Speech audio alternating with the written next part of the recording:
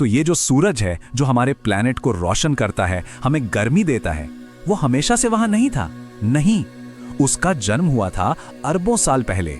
और सच पूछिए तो उसकी कहानी हमारे वजूद की ही कहानी है। तो चलिए आज समय में पीछे चलते हैं और समझते हैं कि हमारा सूरज आखिर बना कैसे। ये एक ऐसी प्रक्रिया थी जो गैस और धूल के एक बहुत बड़े ठंडे बादल में शुरू हुई थी।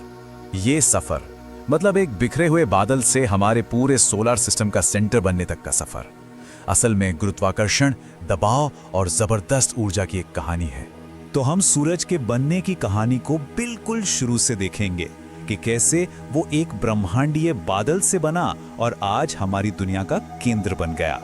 हमारे सूरज के बनने से भी पहले लगभग 4.6 अरब साल पहले की बात है। मिल्की वे गैलेक्सी में गैस और धूल का एक बहुत ही विशाल और ठंडा बादल बस तैर रहा था। इसी बादल को सोलर नेबुला कहा जाता है। इसमें वो सारा कच्चा माल मौजूद था जिससे हमारा पूरा सोलर सिस्टम बना।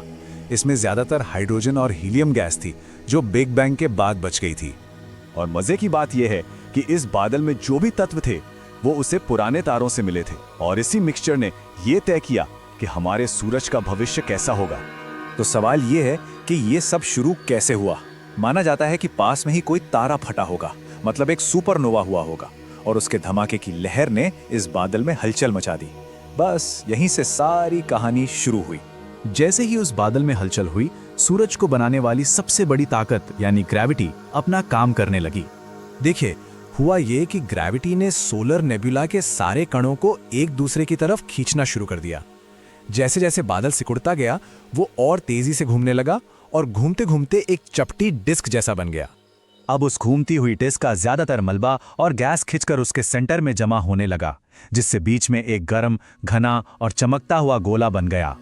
यहाँ एक जरूरी बात समझनी होगी। ये जो बेबी सन था, जिसे हम प्रोटो सन कहते हैं, ये अभी तक एक असली तारा नहीं बना था। मतलब इसकी जो चमक थी ना, वो किसी न्यूक्लियर रिएक्शन से नहीं आ रही थी। ये तो सिर्फ गुरुत्वाकर्षण के जबरदस्त दबाव की वजह से जो गर्मी पैदा हो रही थी, बस उसी से चमक रहा था।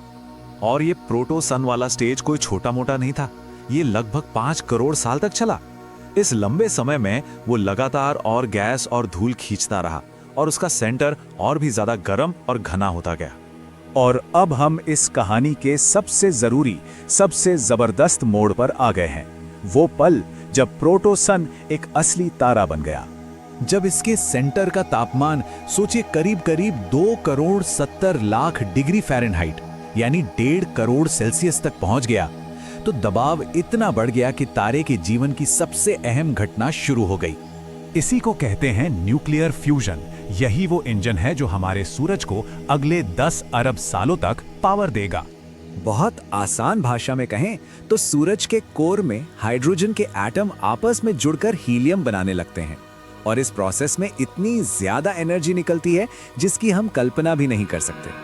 हमारा सूरज हर एक सेकंड में लगभग 600 अरब किलोग्राम हाइड्रोजन को हीलियम में बदलता है। इसी फ्यूजन से बाहर की तरफ एक दबाव बनता है जो ग्रेविटी के अंदरूनी खिंचाव को बैलेंस करता है, और इसी बैलेंस की वजह से हमारा सूरज एक स्टेबल तारा है। लेकिन सूरज के जलने के साथ ही कहानी खत्म नहीं हुई। जो डिस्क घूम रही थी उसमें जो भी पदार्थ बचा था उससे हमारा पूरा ब्रह्मांडीय पड़ोस बनने वाला था।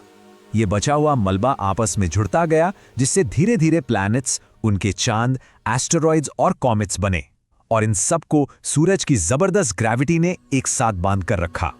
तो अब इस ब्रह्मांड की कहानी को अपने घर, अपनी धरती पर लाते हैं और समझते हैं कि सूरज का जन्म हम सबके लिए इतना जरूरी क्यों है। सीधी सी बात है, सूरज के बिना हम जिंदा नहीं रह सकते। वही तो वो सोर्स है जो हमें रोशनी, गर्मी और वो स्थिरता देता है जिससे धरती पर जीवन पनप सका है। और जब हम सूरज के उन खोए हुए भाई बहनों को ढूंढते हैं तो एक सवाल मन में जरूर आता है, क्या जिन हालात में हमारी दुनिया बनी वैसे ही हालात इस गैलेक्सी में कहीं और भी बने होंगे?